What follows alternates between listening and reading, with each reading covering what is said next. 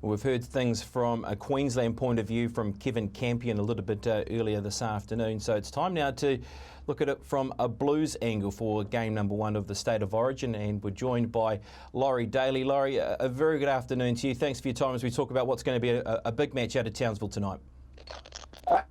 Yeah, it certainly will be a massive occasion for both teams. Obviously, taking the game to Townsville for the first time. And there's been a lot of speculation and conjecture down here in New South Wales about whether that was the right decision or not. But I think Queensland will certainly support it. It's a big advantage for Queensland to have Origin 1 and 2 in Queensland. But if New South Wales are good enough, they should get the victory tonight. Just want to talk about last season and the State of Origin. Obviously, it was a different beast after the grand final, but New South Wales will certainly be hurting with what unfolded in that series, and especially when there was a high expectation that they were going to take that series out.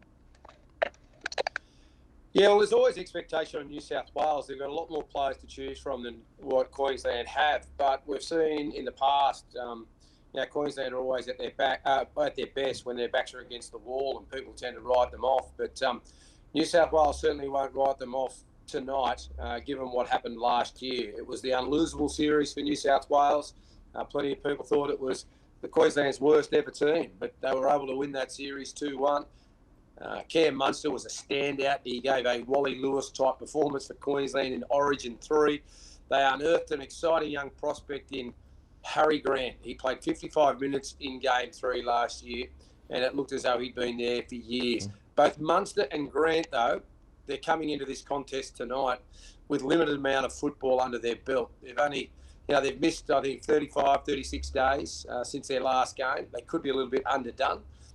You'd never write them off, Queensland, but I reckon if New South Wales can put them under pressure, their rhythm might be out of touch. Well, let's have a look at the lineup now for New South Wales, and I definitely want to come to you, Laurie, around the halves pairing. Obviously, they've decided to go with the hot hand that we've seen so far in the competition in terms of club football, and that being the Panthers halves of Cleary and Luai. Your thoughts around that, and do you feel as though that was the right decision and probably the most obvious one with how they've played this year for Penrith?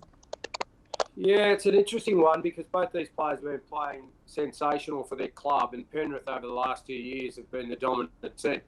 Having said that, they lost the grand final to Melbourne when they were put under plenty of pressure.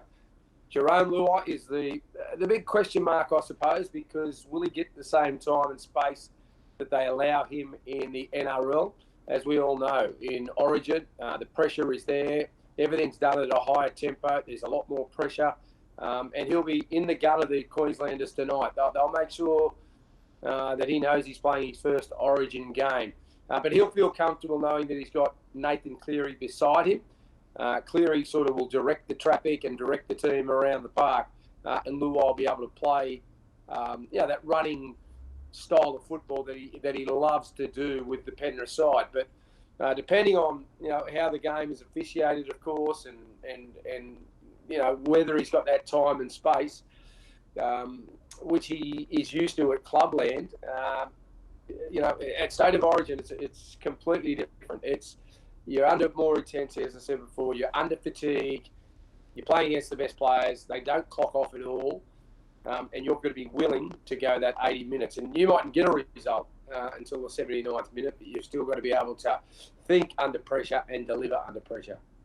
What do you make of the overall balance of the side for heading into game number 1 for New South Wales? Certainly a fast team and a big, strong back line. But having said that, if they have got a weakness, it's probably in their back row. And I don't mean this disrespectfully because Cam Murray and Tarek Sims are really good players, but I think Cam Murray's better suited to the 13 role where he plays in the middle. He doesn't play a lot of edge back row for South Sydney, and he hasn't played there in a long time. And Tarek Sims hasn't had the best start to the season. Now, that's not the be-all and end-all because we've seen people before rise to the challenge in State of Origin. But Queensland will fancy their chances through those channels. And they'll also test out Jerome Luai. But the balance is certainly, when I look at both teams, I see strike in the New South Wales back line. If they are able to shift the ball, which they should be able to do in these type of conditions, and the New South Wales forwards can gain momentum through the middle of the park, which will be which will be tough. But if they can get the ball out to the likes of Mitchell, Trebojevic, Adokar, and Tedesco, who's floating through the middle or floating at an edge, this New South Wales side will be pretty hard to stop. We know Queensland are going to play tough footy, as you mentioned before, Laurie. Where do you sort of see their key strengths for tonight's game with Queensland? As we've seen with Queensland in the past, they don't sort of rely on one individual. They rely on a team performance, and they work hard for one another. And every coach, no matter what sport, they always talk about the one percenters, the things that make it different, and they're all effort based. That's what Queensland rely on, and then they've got a little bit of brilliance in their team with Cameron Munster or a Harry Grant. I think if Queensland are to win, Munster needs to play a massive role. The thing I like about Cam Munster, he's not like other players. When they make a mistake in big games, they worry about it and they can drift out of the contest for 10 minutes. What happens if Munster makes a mistake? He wants to make up for it straight away. He gets his hands on the ball. He believes he can make a difference, and invariably he does. And Harry Grant is the other one. He's the X factor, I think, for Queensland. Around the middle of the park, if New South Wales forwards start to get fatigued, he's very skillful and very fast out there. He puts his forwards over the advantage line very well, and he's got some nice deceptive skills. So he'll challenge New South Wales through that middle third. You spoke about how the game will be officiated. Of course, we know that there's been a really big crackdown in the NRL of late around high shots and really trying to clean up out of the game. So we know that it's either going to be penalty, sin bin, or sent off around that. So I'm sure the players are aware of that. But the other key thing that's come into this leading into the match is this gentleman's agreement around diving. Where do you sort of see that with tonight's match, if there is going to be this particular agreement? Well, first of all, I don't think there will be a gentleman's agreement. I know it's been discussed over here in Australia, but you're playing for your state. You've got to go out there and do whatever it takes to win. And staging has been a part of our game since 100 years. It's been there since day got in 1908 when the game was first started. It'll be continue to be there into the future. Look, I see players staging all the time. I see them. Running decoys and players knowing that they can't actually get across to make a tackle on someone, but they see an opposition player standing there in the line and they'll run into them and make out that they're trying to make a tackle and they fall over. To me, that's just as bad as feigning a cop around the mouth when it's accidental or incidental. So it's just part and parcel of the game. I've got no doubt. 78 minute mark, 79 minute.